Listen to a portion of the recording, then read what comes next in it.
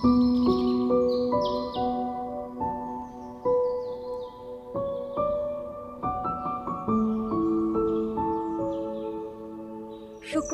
সপ্তাহের সবচেয়ে শান্ত, পবিত্র ও প্রশান্তির দিন। আর এই দিনে মনটা একটু আলাদা রকমের হয়ে যায়। হ্যালো এভরিওয়ান, আসসালামু আলাইকুম। আজকে ছোট্ট একটা গল্পে আপনাদেরকে ওয়েলকাম। লক্ষ লক্ষ বছর পর আমার মায়ের সাথে সকালবেলা বের হয়েছি হাঁটতে। আমার তেমন কোনো হাঁটা হয় না সকালবেলা।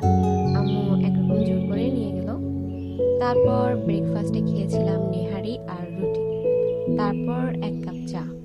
যত গরম হোক না কেন, এক কাপ চা বা কফি না খেলে ভালো লাগে না। আর দুপুরের জন্য আম্মু রান্না করেছিলেন বিরিয়ানি, যা আমি ও আমার পরিবারের সবার অনেক পছন্দের, বিশেষ করে আমার ছেলে সানাফের। আর লাঞ্চের পর আবারও এক কাপ চা।